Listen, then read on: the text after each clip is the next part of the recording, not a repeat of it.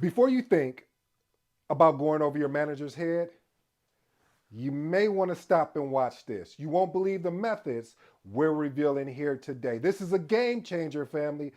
Please don't miss out on this because what's coming at the end is going to be very shocking. So stay tuned as we work. Today's episode is entitled Escalation Etiquette in Project Management: How to Maintain Professionalism when Bypassing Your Boss. If you're new to the channel, I go by the name of ED. For all you smart and intelligent folks out there, listen, that just simply means Ed. I have an 8-point framework. In these 8 points, basically what I'm going to do is unpack today's title that we're talking about here today. As you know what I always say, let's get to work. You mind if I share a story with you? I remember the first time I had to experience this in my career, where I had to, as they say, go over my manager's head as a project manager. I have to admit, family, I was nervous. Okay, if I'm really being honest, I was scared because of the fact that I felt that I was disrespecting this manager, that I was not believing in this manager. I didn't have the high regard for these managers. You see where I'm going with this, family? I am telling myself stories, but I'm missing the point of when I'm leading a project. At the end of the project, we're looking for an outcome. And I was so caught up in myself and how myself was going to feel. And I was forgetting about what I was here to do, is lead a project and protect my stakeholders. And when I had to go over my manager's head at that point in time, I wish I would have had this framework to better prepare me for what was going to happen with me and to me as well, whether good or bad. So today, I hope you make that judgment and you take some of these lessons learned that I'm about to actually print you a digital copy, and it's on the house. Let's work. Here we go. Point number one: you need to understand the issue thoroughly. What does that mean? You want to be able to provide specific documentation of the incident to illustrate the particular issue. Listen, you want to lead with objective data and facts to support your case. Have you ever watched, me, one of the biggest things I used to like to watch was Law and Order, and I love the actual court scenes, in a sense, because in the court scenes, what would tend to happen is that there will be talking about something regarding whether it's the defendant or whatever the case would be, and you would hear someone say, "Objection, Your Honor, hearsay." And I was like, what you mean? Who are you hearing? I heard exactly that person is wrong. But when you unpack that is that what are the facts? What are the evidence? What is the evidence to actually support basically your reasoning for the particular issue? And so, family, always recommend is that understand the issue very, very thoroughly. I can't say that enough. That is so important in your journey when you have to, like I said, escalate over your manager's head. Hey, first of all, I want to thank everyone for watching today's episode. Please don't forget to like, subscribe for more insightful project management and personal development thoughts. Also, family, big news: sign up for our bi-weekly newsletter. It is officially dropping January 23rd of this year, 2024. Again, January 23rd of 2024. All of the support really, truly means a lot for me.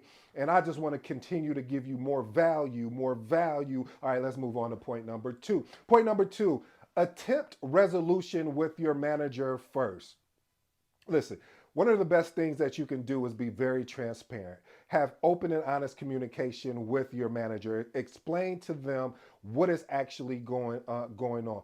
Better yet, here's a tip. I wasn't even thinking about it at a time, and it came to me because what I've actually experienced, and I don't want you to go through it. Lead with a solution orientated response. What does that mean? Solution orientated response. Provide a solution of the reason why you need to escalate this instead of going there with a complaint.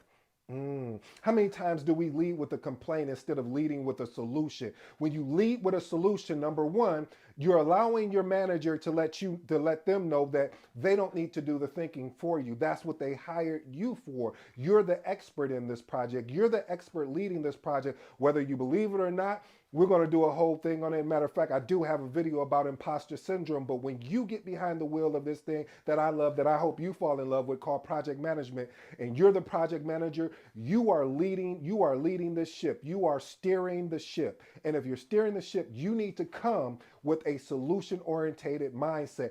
It may be way off kilter, it may be way off base. However, still lead with that particular ideology. Let's move on to point number 3. Whew, Jesus, this is going to be tough for me because I'm being, I'm very transparent here on this channel, family, and because of my transparency and my honesty, this point number 3 I struggled with, but I know it's true because every time I did this, I led more effectively. And okay, well, you like Ed, just get to the point already. Okay, I'm with you already, fam. My apologies.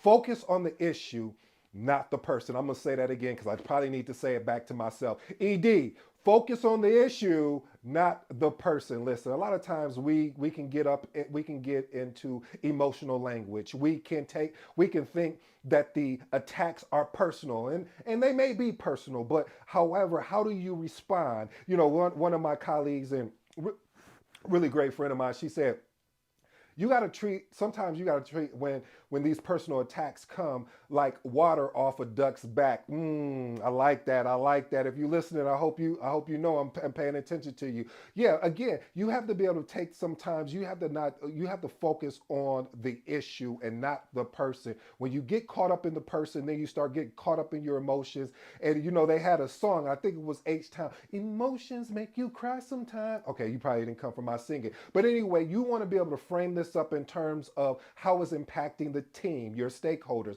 how it's impacting the organization as a whole. Because if not, then again, you start getting focused in the person instead of the actual issue. Let's move on to point number 4. Now, listen, family. Again, this is one of those points that if I don't tell you about this, then you may come back and come searching for me and say, Ed, why you didn't tell me about this? If I would have known, maybe I would have taken a different approach. Yet, I still want to be honest with you when I say this. Assess the risk. Okay, what do you mean assess the risk? Listen, when you do this, if you've made the decision, not the choice, you see how I did that, not the choice, but you've made the decision to say, you know what? I got to go above my manager's head. I got to go above my leader's head. When you've made that decision, that means you cut off everything else. You've already done point 1 through, what we're on, 1 through 3, in a sense. You've already done that.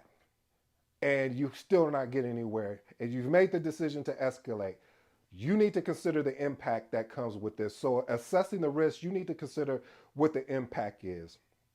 Not only with the relationship between you and the manager, but also the work environment. And you need to weigh the importance of the issue against the possible negative outcomes. I'm not telling you to be scared. I'm not telling you to be a doormat because I'm against all of that. I believe fear stands for, there's so many different acronyms, we can unpack that at a later day. But my point that I am trying to make, that I hope that you can understand, I hope that you can digest today, is the fact that do not, and I do repeat, do not be afraid, but also be aware and cognizant of what comes with you making this decision and not this choice. Let's move on to point number 5. Be clear about the desired outcome. Listen, you need to understand what the resolution is and the action that you're seeking. Why are you doing this? What is the outcome you're looking for? Are you looking to get more resources? Are you looking to get more budget? What are you looking for? Because there's a reason why you made a decision to do this. And be specific. Don't be vague. Don't just be all over the place rambling. Be specific of what you believe in and how you're going to rectify this particular situation. And align your desired outcomes with the organization goals and policy. When you do that, what can they say then? What are they going to say then? At that point, you're just going to have to let all be well. And basically what that translates to is just, it is what it is.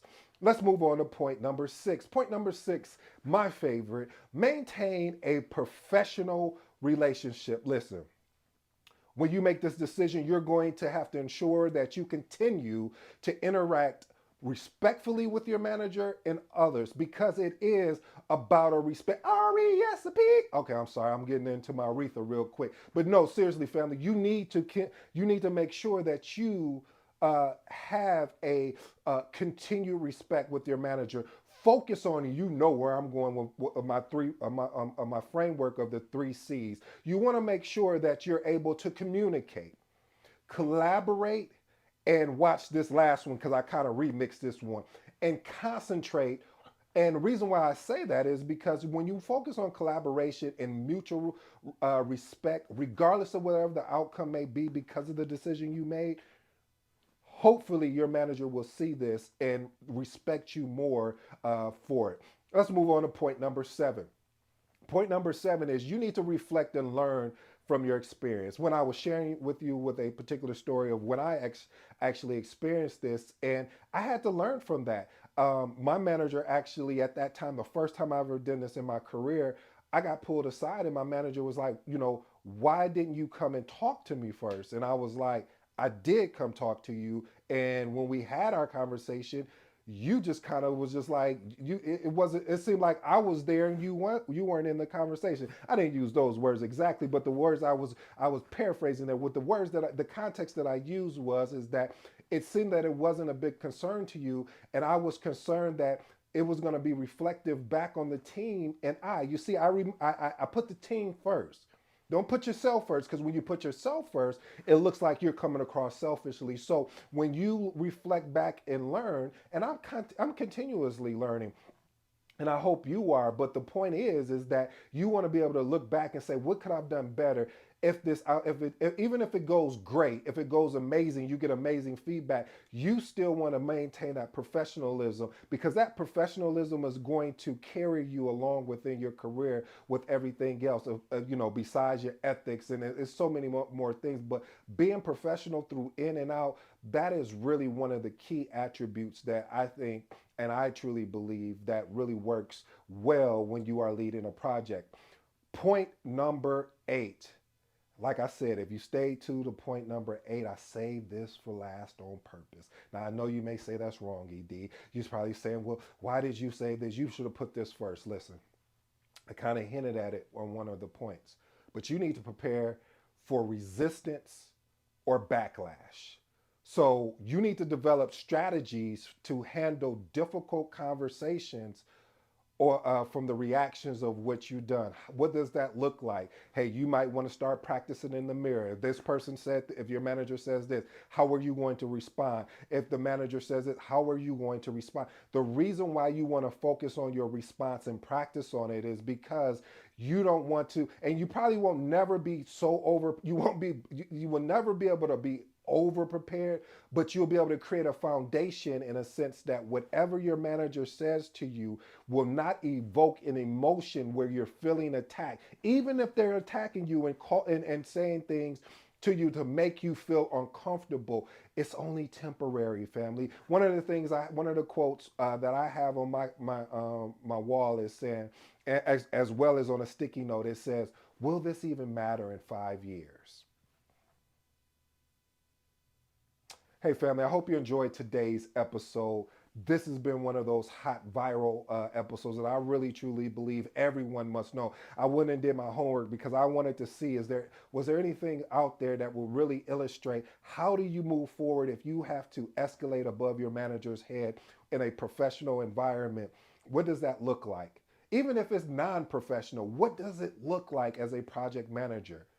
So I hope today really gave you a point that you can take away with, and take each one of these points and take your time and unpack them even more, add more value to them, because one day you may look up when you're leading a project and you may have to take make a, not you have to make a decision, excuse me, on if you're going to escalate above your manager. But first and foremost, if you don't remember anything else that I say here, start with your manager, explain and provide a solution orientated response of why you need to escalate to their manager in a sense, because if you don't and you look back, you may regret why you didn't take that initial step to begin with.